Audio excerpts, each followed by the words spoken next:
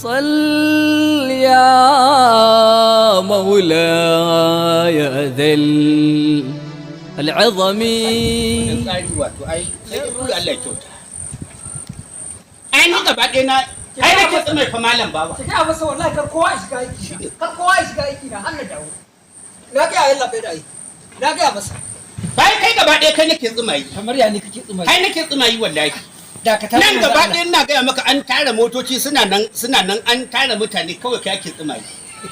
Nan kuma ka zo nan kana nema ka jika mana aiki. Dauhe na manzon Allah sallallahu alaihi wasallam. ai duk gari kowa aka ce dauhe na manzon Allah da kai babu wani wannan inkiya ta ce daushe kuma daga lokacin da ka kirawo da kai mun bayanin maulidin nan babu abin da yake zuciyata saboda maganar maulidin Allah sarki yanzu ma fitowa ta to ai MD na gayawa ka ga yawa MD ko MD yace nace za mu tafi kanan da wannan gaskiya gurin maulidi na manzon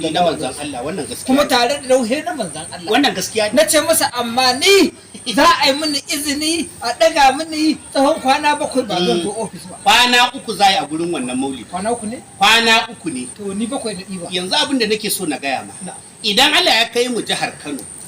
gurin da za a gabatar da wannan maulidi shine kurna dan dinshi farin bene kurna dan dinshi farin bene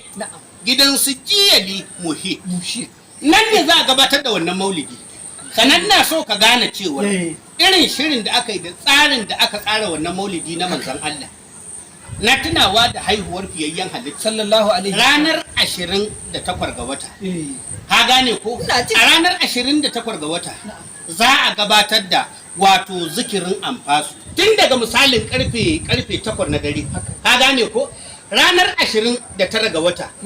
wannan rana ita kuma wato hallara ce ta bandiri ta mawaƙa annabi shi ma zikirin ne hallara ce tsantsa kawai ta bandiri ranar 29 ga Allah ya wata samu na rayi ranar 30 ga wata wannan ranar ƙarshe kenan a gurin wannan maulidi to ranar kuma kwana za a yi tunkur kwana za a yi tunkur akwai munasabobi daban-daban daga bakin mabambanta malamai da za su zo daga faɗin duniyan nan kuma daga wato arewacin ƙasar nan da kuma kudancin ƙasar nan kuma ina so ka gane cewar a wannan ranar 30 akwai sha'irai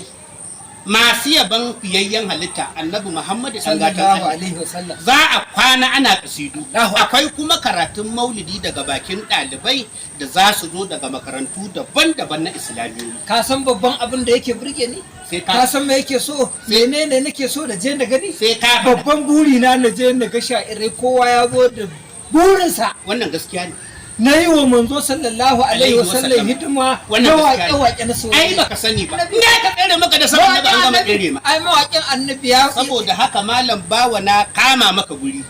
motoci suna nan kala-kala akwai gwaggwab akwai sharon akwai jibga-jibga motoci kiran zamani daushe na nabi zami jihar Kano daushe na nabi ba zan gaya MD kwana 3 ne ba na bar shi a kwana 7 din mu je ni sai dai ga mu tsalin mun dawo abin da zami idan Allah ya shigar da mu jihar Kano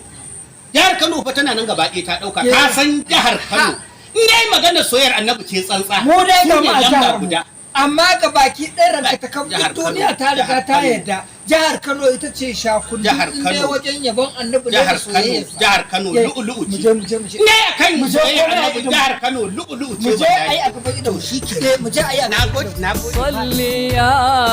مولاي